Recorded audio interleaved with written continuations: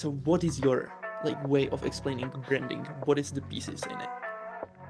I was actually thinking about this today, so it's Mm-hmm. ironic you're asking me this. I'll tell you what it's not first. Mm-hmm. It's not your colors or your fonts or how pretty your pictures and graphics are. To me, branding is how does your market feel when they think of you? Mm-hmm. How do you make them feel? Do they trust you? Mm-hmm. Right? To me, that's what branding is. Like when you think of Nike, whatever comes to your mind is because of branding. When you think of an iPhone, if you're an Apple guy, Mm-hmm. that's because of branding. But we, me and my wife, we tried a lot of different things, and that's like the biggest tip I can give is try everything. You'll fail at most of them, and that's good. And then you'll find what works, and you just double down on those things. Like I have a goal is to fail as much as I possibly can every month, every year. Mm-hmm. Because you don't need to win 10 out of 10. You need to win once out of 10 That's to change really your true. life. But I had a bunch of eye surgeries. I had like 6 surgeries done on my eyes at the time. Mm-hmm. And so here I was, in the middle of all these eye surgeries, making wedding videos. Like at the time, it was very difficult to even see what I was working on. Mm-hmm. And I thought about this multiple times. I'm like, a lot of people would use that as an excuse or as a crutch. So I can't do this thing because, I don't, my eyesight is kind of limited or whatnot. And I really had to get creative with how to make it work at that time. I'm much better now, but, I didn't look at it as a limitation. I just thought I have to make it work, in spite of all this. Hey yo, what's up everybody? Welcome back to Brainwashed Broke series. Today's guest made a leap from corporate leadership into the world of sales and hasn't looked back since. He spent the last 3 years selling for top coaches and now works with none other than Tony Robbins. On the side, he and his wife built a wedding photography business that he helped double in the last year, turning it into a full-time income stream. Now he is scaling new businesses and building a life of freedom, strategy, and momentum. Super excited to have him here. Welcome to the show, Ryan Cron. What's up, brother? Thanks, Adam. Good to be here. Thanks for the invitation. Thank you so much for being here. Super excited for this conversation. It's gonna be just so much fun. Always prepared, have a bunch of questions here. But before we dive into any of those, I would love to hear your story. How did you get into entrepreneurship? And what actually happened, or how you been actually raised from your really childhood, um, and what made you realize that the path of success is what they sold us when we are really young. It's not actually the path to uh, to the true success. What are we all seeking for? Yeah, that's a big question. I was raised by like the best family I could have asked for. Great upbringing, fantastic family, single mother, but I had a very big extended family, grandparents, aunts, uncles, cousins, that whole thing. So great people, Christian home, Christian worldview and all that. Christian. Great people, but not traditionally entrepreneurial. Mm-hmm. And really, it wasn't until I was a little bit older. I was really in my 30s. Like I went to college, did the college thing, started working at a corporation, worked up the, chain there. I was in a leadership role, lower mid-level leadership role, and I loved what I did, but I don't know, I felt like a lack of fulfillment. Like Mm-hmm. I reached the top and it wasn't really that great.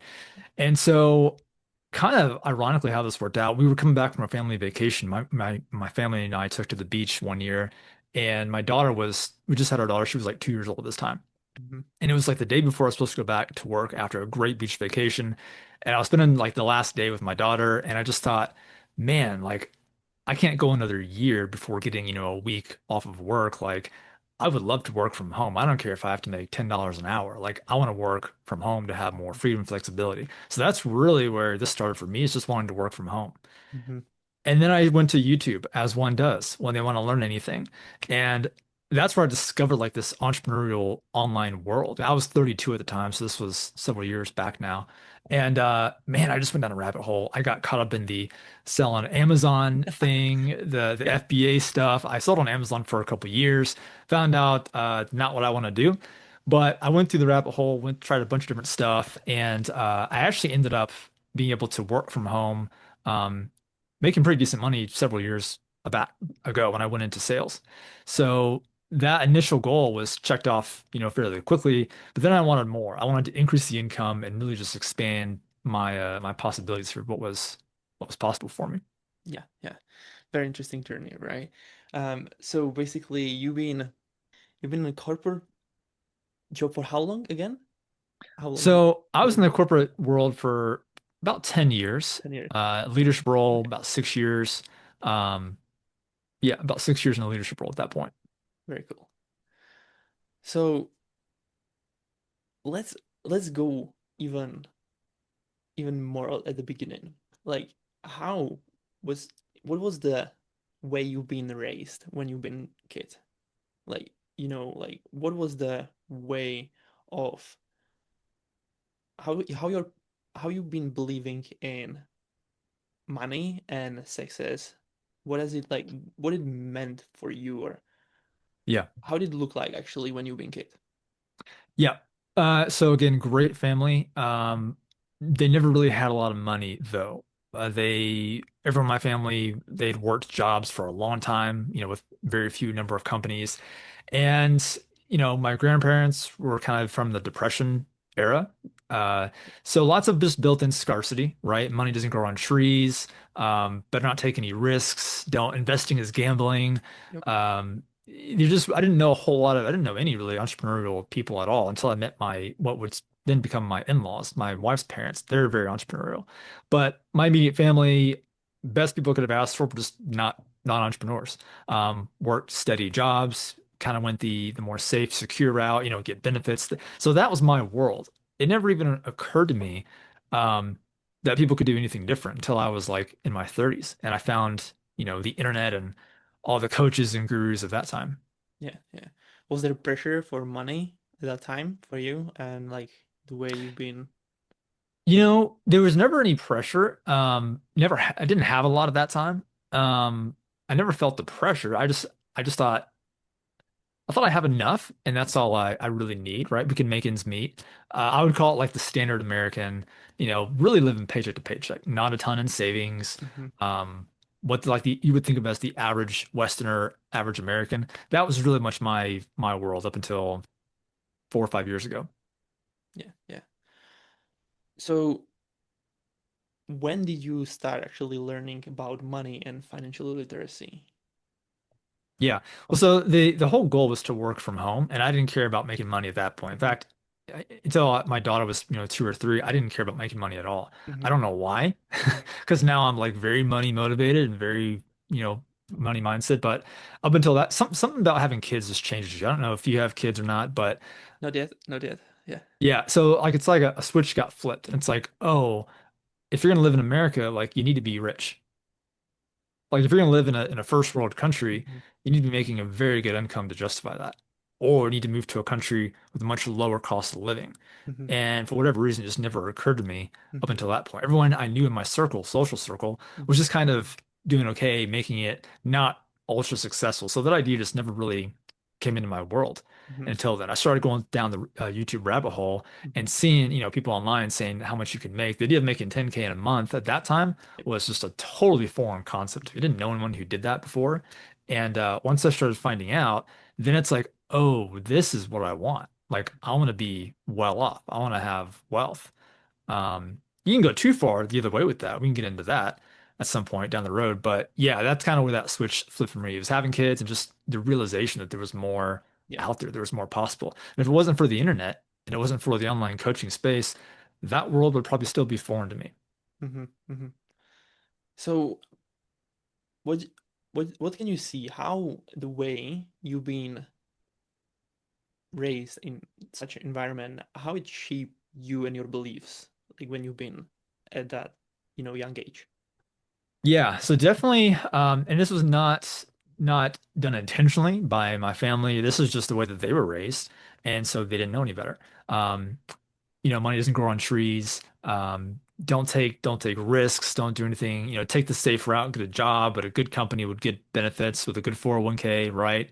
And unknowingly, that was setting me up for scarcity and a very limited mindset. And again, not blaming anybody because they had your best interests at heart. They want you to be safe, and they didn't know any better either. No one in my family through generations had their own businesses, at least not that I'm aware of, or, were rich, so to say. Yeah, yeah, yeah. So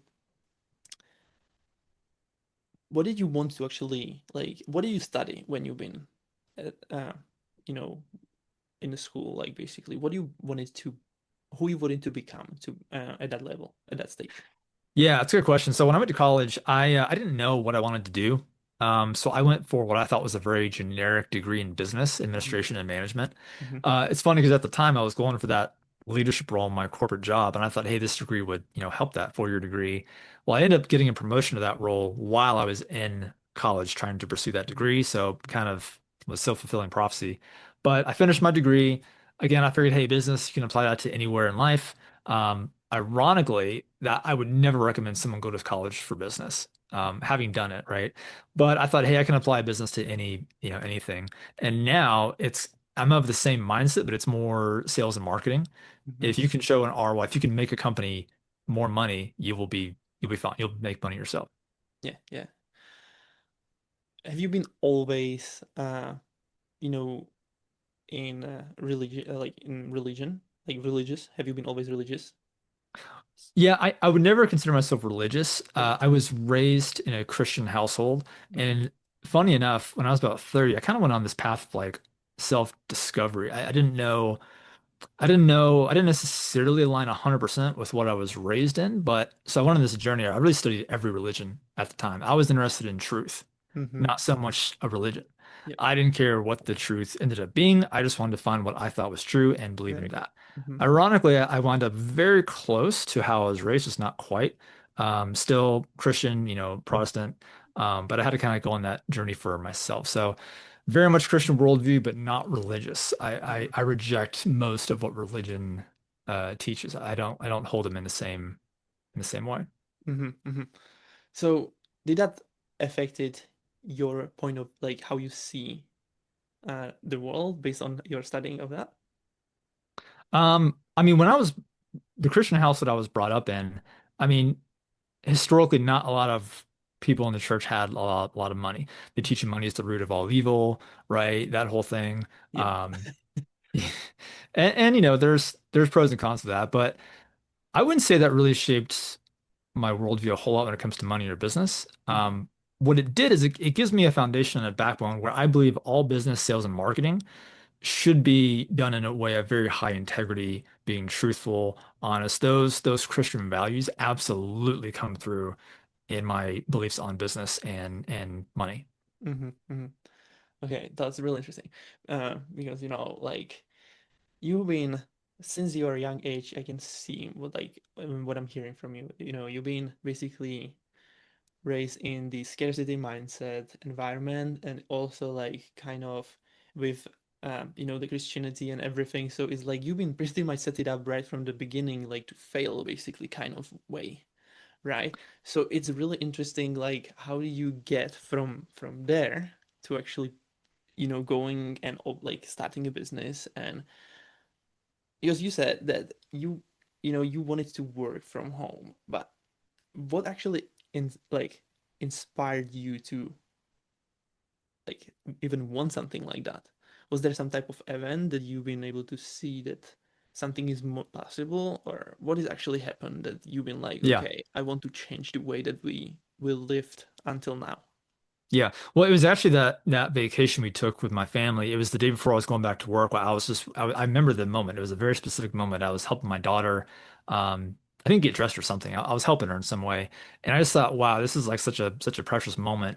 Mm-hmm. And like I don't want to miss her growing up. She was 2 at the time.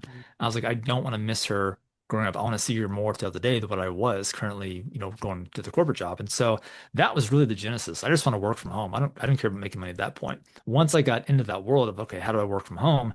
I started seeing what was possible. A lot of it was crap, let's be honest, what you see online. But I'm so grateful for that exposure because it just opened my mind to, oh, people actually are successful. Back in the day, I always thought if you had a successful business, you were like a multi-billionaire or something like that. And I had no interest in that. I still don't. Um, but I didn't know that people were making, really good money, living a pretty balanced life.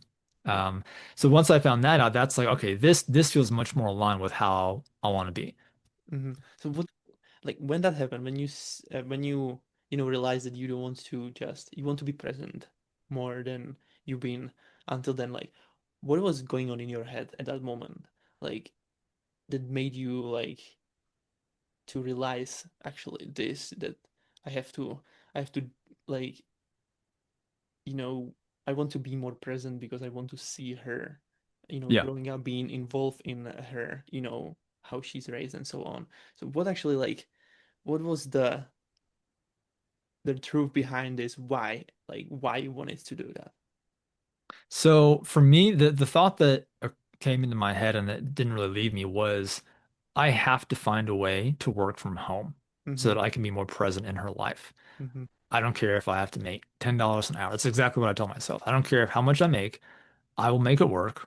I'll live on PB&J if I have to. This was a while back. This is probably 8 or 9 years ago now. I look at it very differently now, but I don't care how much I make, not important. I just have to be present for my daughter. I was still much how I was raised with and let me back up how I was raised too. My family always had enough. They never had a lot. They had enough Mm-hmm. and they were always very grateful. Mm-hmm. Um, they never had much money, but they always trusted in God to take care of them, and they were always enough, right? And so still, I was very much in that mindset. I'll make it work. I'll rough it. And even today, I'm still very like frugal. Like I won't spend money that I don't need to spend. Mm-hmm. Whether or not I can is besides the point. It's Mm-hmm. just I will always drive like, an older car. I'll always, wear off-name brand clothes. This is part of who I am. Yeah. Um, so yeah, but just really being present for her. Uh-huh. I'm like, I want to be there every morning when she wakes up, every night when she goes to bed, because I was working early and late shifts, so I would either miss morning or miss evenings sometimes. Mm-hmm. And I was like, I will be there every morning when she wakes up, every evening when she goes to bed, and I want to see her throughout the day, Mm-hmm. uh, touch points and whatnot. Are you teaching her differently than you've been taught, like when you've been young? Very much. It's ironic too, because my wife kind of went through the same realization because she, oddly enough, worked at the same company I did. And so we both kind of had the same schedule of leaving work early in the morning, dropping the kid at daycare, which we hated that, right? And she would especially come home and we would have these conversations like, is this it? Is this all the life is? Just going to work so you can Yeah, come home just so you can get up and do the next day. There's got to be more, which is what prompted her to start wedding photography. That and we can go off on that topic at some point if you want, but totally. we kind of had the same realizations at the same time. Um, so sorry, I kind of went off on a tangent there. I'm not sure if I answered your question or not. Yeah, yeah, totally. So, what is the like? How would you describe teaching? Like, Teaching my daughter. Yes, yeah, good point. Okay, now I know where I was going with this. yeah. My wife had this wild idea of being a stay-at-home homeschool mom, Mm-hmm. which was so far-fetched at the time. I was like, yeah, whatever, that's not going to happen, right? Which now is exactly our reality. But I always thought if we could ever homeschool our kids, our Mm-hmm. daughter at the time, we would teach them different. We Mm-hmm. teach them to be more opportunistic, to be Mm-hmm. more open, to be okay taking risks. Mm-hmm. Um, Again, not that anyone taught me those things like intentionally. Mm-hmm. It's just the world we lived in at the time. No one knew any better. I was kind of discovering this for myself, like, oh, there's a whole new world out here. I want to teach my daughter, kind of what I'm learning, which is exactly what we've done. My wife is a homeschool teacher now for them, and she's made her own money already at 8 and 9 years old. She's picked up little jobs working for people, cleaning houses. I didn't make my first dollar till I was like 16. And so, yeah, I'm teaching her young, different ways of thinking about money, looking at it as an opportunity, So good. not something that you need to save every penny and be, super scarce with. Love it. So good. So, how many kids you have now? I have three. Three. Okay.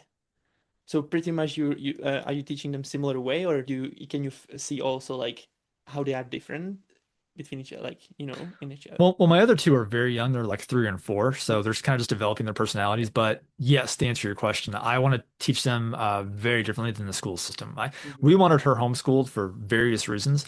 One of the biggest ones is to teach her more about money Mm-hmm. and business, because that's not being taught in school. Mm-hmm. And I'm not throwing any shade at all at the school system or the teachers. I have a tremendous amount of respect for what they do. I know a lot of teachers that are amazing, they're passionate, but the school system doesn't really have people that have made a lot of money teaching the kids.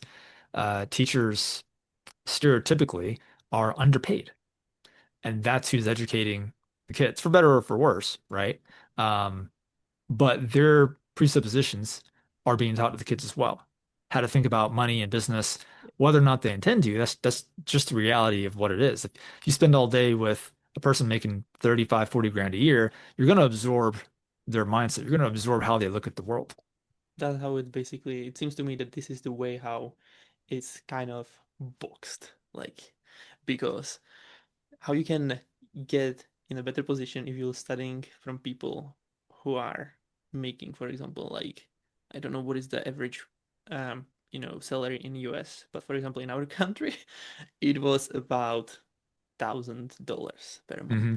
So how you want to be successful in your life if somebody like that teaches you about money, literacy, or even if they even and also they are teaching you not from their practice and what they did, but they are teaching you from what they learned, which Theory. is so scary to me. Like, wow. Yeah. you know. So yeah, this is just it's just insane. Well, that's the thing is like, all right, you can go to college and learn about business from a professor who might make 50 or 60, 70 grand a year, or you can pay someone online who's a multimillionaire. When I discovered that, I'm like, oh, college is done.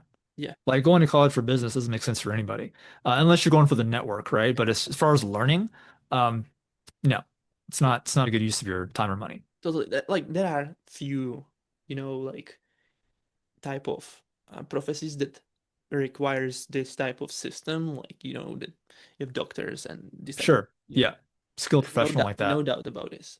But when it comes to other stuff, like if you don't want to go that way and you want to be really like make good amount of money, there is like I would rather spend money for learning from people who did what I want to do than actually from people who just studied what I want to do. You know what I mean? They have no Yeah. results, and then there are people who are like massive results and making millions. But that's exactly how you said. So this is just insane anyway to me.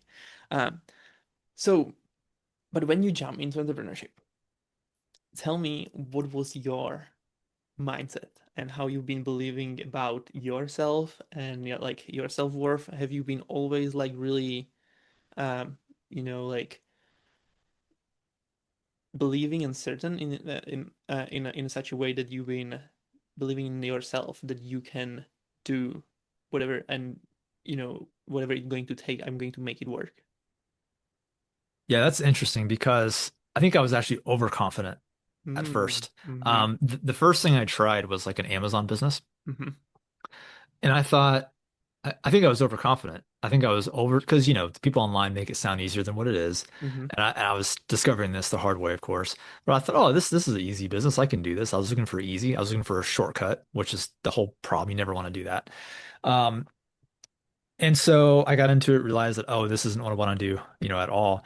But we, me and my wife, we tried a lot of different things. And that's like the biggest tip I can give is try everything. You'll fail at most of them, and that's good.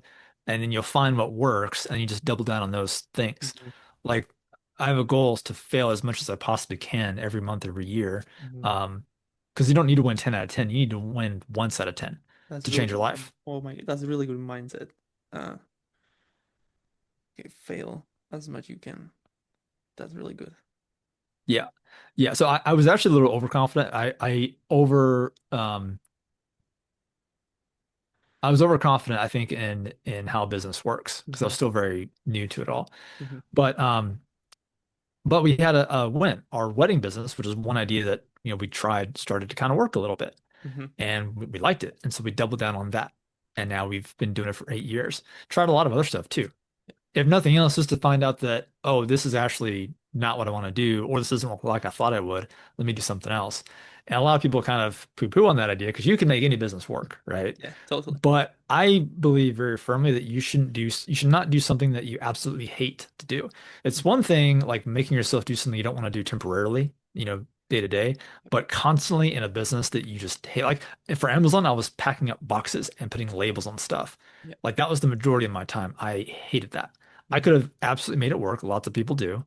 But I'm like, no, I don't want it if this is the price. I don't want to hate what I'm doing with my life. Yeah, So then I pivoted and did something else. yeah, yeah, yeah. So completely makes sense. um you know when you've been like most of the people are stuck actually because of being scared of Mm. failing. So, like, how this mindset came, like, have you been always this way, or have you had to develop, like, No, not at all. Not at all. Not at all. I had all the typical stuff. Didn't want to fail. Didn't want to embarrass myself. And even to this day, that still comes up from time to time. And I have to like preach to myself to fail more mm-hmm, and like not be afraid of looking dumb or looking foolish. That's what keeps most people held back is they're so afraid of trying to think because their high school friends they haven't seen in 30 years might talk about them. mm-hmm, mm-hmm. Like that's idiotic. Why do you think it's this way? Like, what they are trying to, like, escape or avoid, like, when we as a human, how we works? I mean, my opinion, I could be totally wrong about this. I think it's a survival mechanism. Mm-hmm, I think we were raised to where if, we need our community to survive, growth in numbers, yeah, right? Hunter and gatherer type mm-hmm, periods. And if you're shunned from the community, you're more likely to die on your own. mm-hmm, mm-hmm. So we want to be accepted by our community. I personally think that's where it stems from. Nothing to back that up with. That's just what I think about it. Yeah, yeah, yeah. Was it actually for you the same? Like, that's what you just shared? Was it for you like that way? Yeah, like your feeling about it?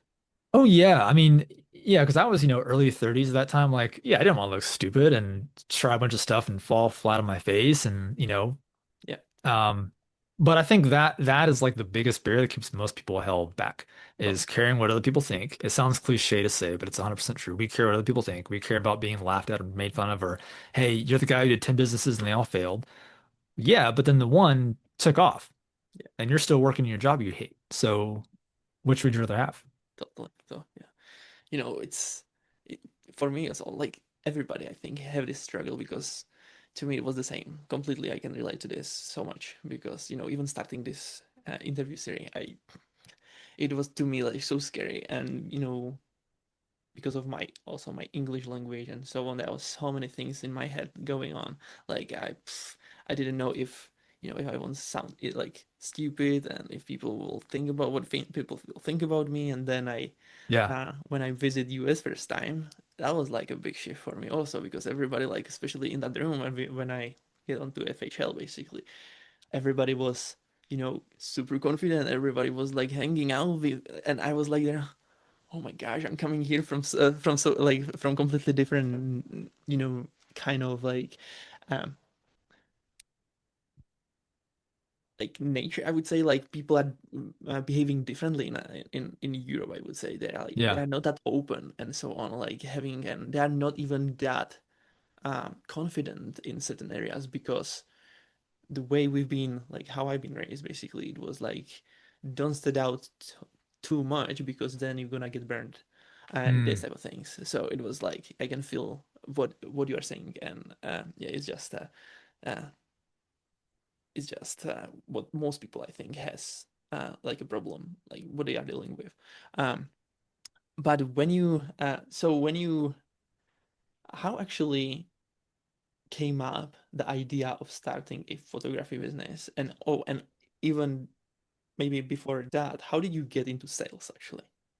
Yeah, Did so you the photography business came first.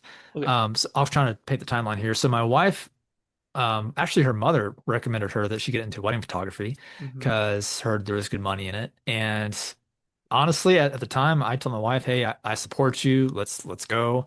But I didn't think it would go very far. I thought it would be a fad. I thought she'd get tired of it.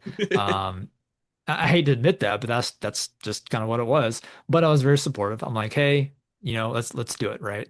Let me know how I can help you." Mm-hmm. And it's so interesting because she started, when she booked her first paid wedding from that, I was like, "Oh, okay, this could actually go somewhere." She was not good at first. No one is, right, when they first start. But you work for free, you work for very little money, Yep. and then you iterate and get better, right? Yep. And it's so ironic because now she is an amazing photographer. Like Mm-hmm. she is honestly, she is a world-class photographer Mm-hmm. now, but she's worked at it for 8 years. And that first year, she started doing like family photos. And I thought, oh, this could actually go somewhere. And then she started doing weddings. And then she's like, hey, I want to add video to my service offerings to make more income and add more value. Mm-hmm. And instantly I was like, I'll do it. I'm a movie guy, I'm a movie fan, and I just thought it'd be like filming a movie of sorts. That could be really fun for me. And she was like, cool, let's do it. So I started shooting video. Had no idea what I was doing. I had no business shooting wedding videos.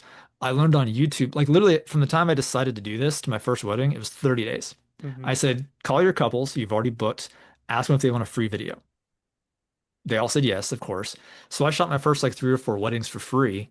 I learned on YouTube. I went and, to the real world and did it.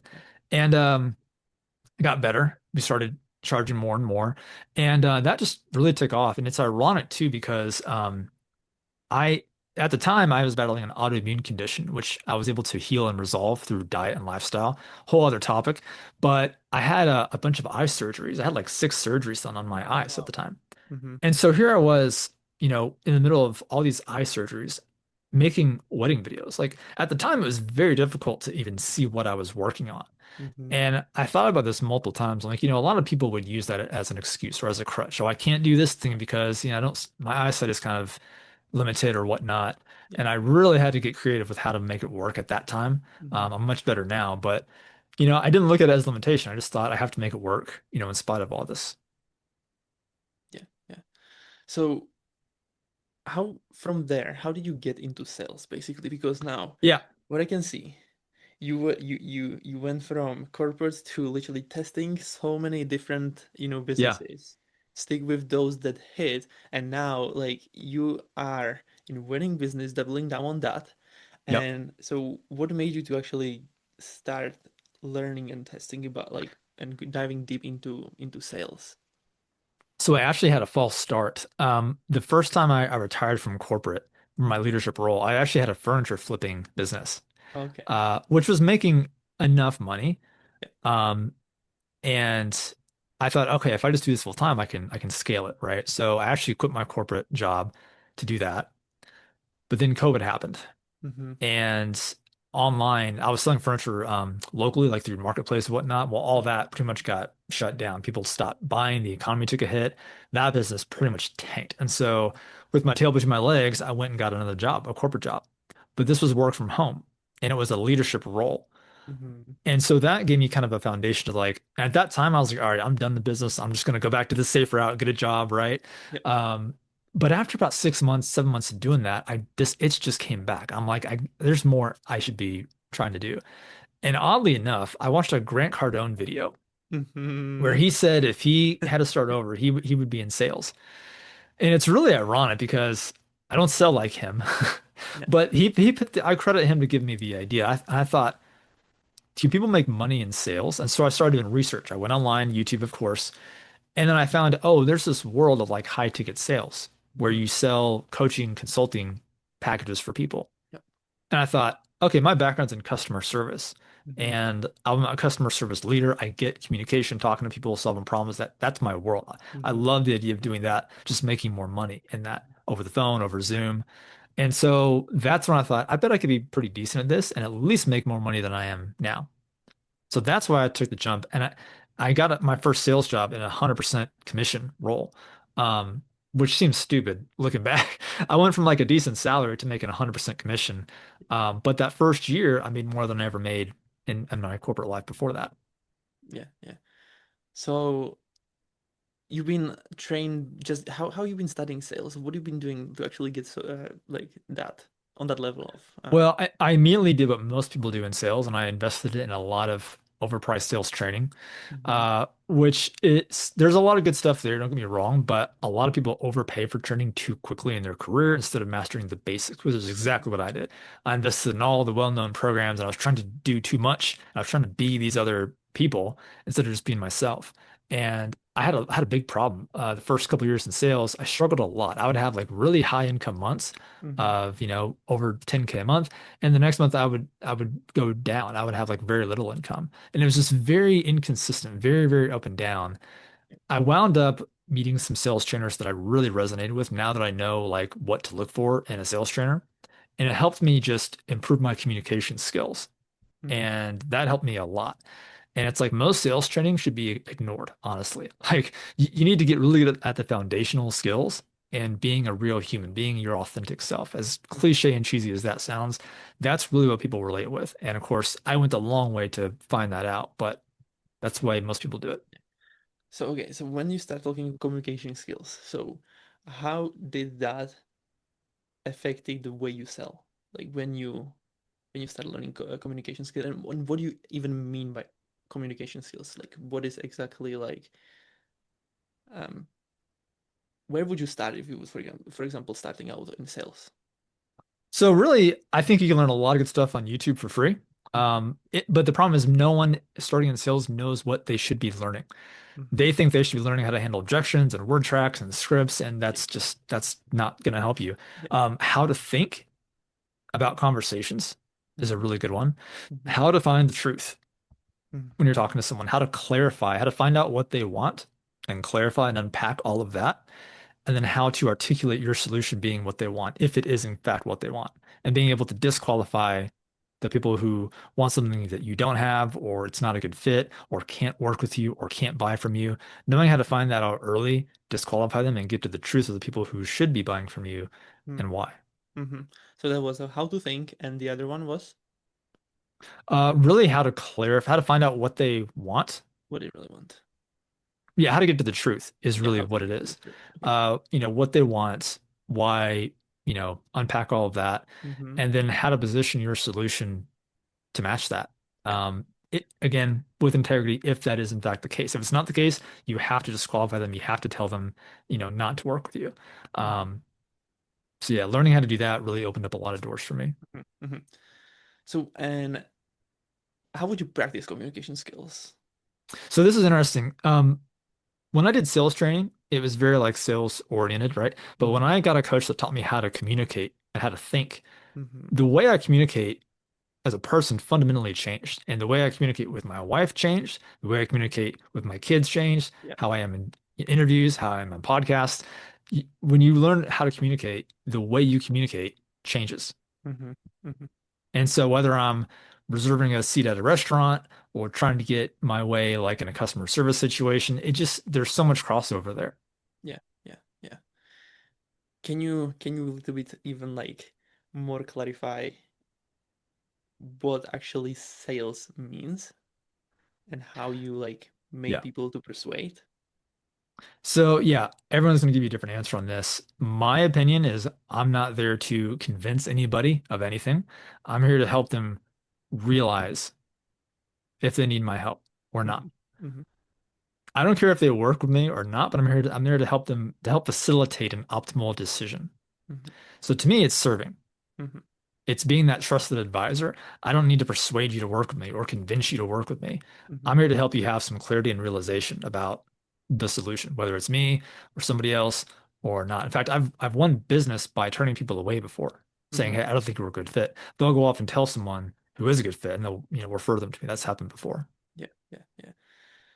So, all right. So from wedding, this type of business, now you jump into sales. So now you're using even your skills of sales, helping grow the photography business.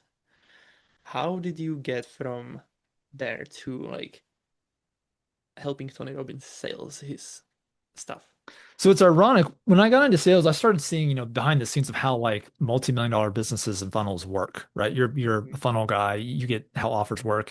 And I started getting really interested in just how the business functions. I really started getting into marketing and branding. That's much more interesting to me than sales is. I love sales, Mm. but man, marketing and branding and business is just such an interesting beast. And so my off time, I was studying marketing. Um, so it actually had the opposite effect. And so when I was learning about marketing, I would apply it to our business, our photography business. And so I became like the overall strategy guy for our wedding photography business. Mhm, mhm, And I mean, I doubled that just this past year, just focusing on SEO, content, referrals, partnerships, affiliates, and now recently paid advertising this past mhm, year. So what I've learned from the sales and marketing world, I've applied to the wedding business. mhm, mhm. So good. So basically, you like I see you are completely like obsessed about business and studying how those all pieces work together and how you can, increase and bring more sales and so on. This is so interesting, and I love it because I'm pretty much the same way. I'm always looking for the things that I can see, and Yeah. yeah, it's so interesting to me. And I love it so much. So when it comes to business, what is your definition that what pieces of like are the essential to create a successful business? Ooh, that's a good question. My overall like thesis when it comes to business is very simplified. It's put good stuff out into the world. Mm-hmm. Mm-hmm. Do good for others, and good will come to you. And here's what I mean by that. Like right now with our wedding business, we have everything systematized where we generate leads, convert them before we ever get on a call with them. Mm-hmm. If my I don't do any sales for our wedding business. My wife takes all the calls, and 9 out of 10 are just calling to book us. So they're being nurtured and converted before the call, which I think is the whole point. Like Yeah. ideally, you don't want to have a business that relies on killer salespeople. That's a very dangerous business. Yeah. You don't want that. You want the business where you have order takers. Yeah. I think Gary Vee said this, and I wholeheartedly agree with this. You only sell when you don't know how to market, and you only market when you don't know how to brand. Yeah. Yeah. So good. So to me, like the focal point of what business should be is branding and then marketing. Mm-hmm. Mm-hmm. And then sure, some communication skills, knowing how to talk to people, that's going to help, right? But I think marketing and branding is really where business gets Mm-hmm. fun. Very cool. Very cool. All right. And one last thing then, how did you get into the Tony Robbins then? Yeah, good question. I was actually getting out of the coaching space. I was more B2B last year, working in like the B2B space Mm-hmm. as a sales director. Um, and then I just saw an opportunity to work with Tony. And honestly, I just applied to it thinking this probably wouldn't go anywhere because it's like the number one coach in the world, right? Yeah. They Yeah. probably have tons of people applying to them, and they do. Well, the recruiter reached out to me, and I ended up having like 5 different conversations with the team. And I was blown away by how transparent the team was. Mm-hmm. They were offering me to talk to people on their team as references. I'd never seen that before. Mm-hmm. And this was the most highly sought after coach in the world. Mm-hmm. And when they made me an offer, I just couldn't refuse it. I'm like, this is such a great opportunity. I can't pass this up.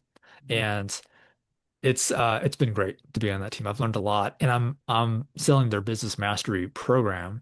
Mm-hmm. So I'm learning more about business, and I'm watching the way Tony grows his businesses. Um, so it's just been a great experience for me. Yeah. Yeah.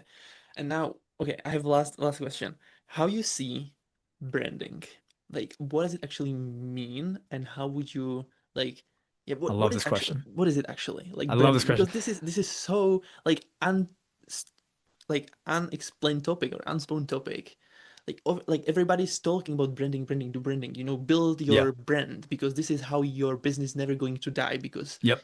brand piece is the thing that actually going to survive or any like if you're not going to screw up the uh, kind of the delivery like how you fulfill.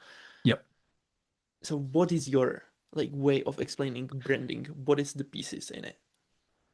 I was actually thinking about this today. So it's Mm-hmm. ironic you're asking me this. I'll tell you what it's not first. Mm-hmm. It's not your colors or your fonts or how pretty your pictures and graphics are. To me, branding is how does your market feel when they think of you? Mm-hmm.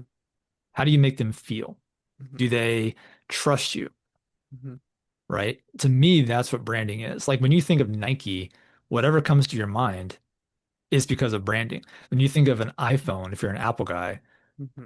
that's because of branding. Whatever you think of Disney or Amazon, right? That to me, that's branding. And why I got into wedding videography specifically is actually the same reason why I like marketing and branding. Mm-hmm. I like storytelling. Mm-hmm. I like taking what makes you unique and articulating it to your market. Mm-hmm. Almost every business can't do this. Yeah. They think marketing and branding is like putting an ad in front of them or Mm-hmm. saying, here's why you should work with me, instead of showing examples from how you relate to your customers or testimonials or showing you like, in the weeds of your business, showing the care you take and what makes you different. That is branding. It's kind of a never-ending thing that only you can show. Like no two businesses are exactly the same, or at least they shouldn't be. Yeah. Yeah. Yeah. So good. All right. Thank you so much for being here. It was my pleasure to have you here. So good conversation. I really enjoyed that. Before I let you go, last question. If this would be your last conversation you would ever done, what would be your message to those people, the listeners, that would you love to leave behind you? Yeah, good question. I would say. I would say to realize that you have everything you need and to trust in God for everything. Love it. Very. Thank you so much. Thank you for being here. And for everybody who's listening, wait, where people can find you. Yeah, easiest place for to find me is I'm on Facebook, LinkedIn. I'm probably most active on Facebook though, or Meta as it's known today. Awesome. And for everybody who's listening, if there's something in you, don't ignore it. Share it with someone who needs it. Subscribe, leave a review, and remember, you weren't born to follow the script. You weren't born to be free. Bye, everybody. Thanks, Adam.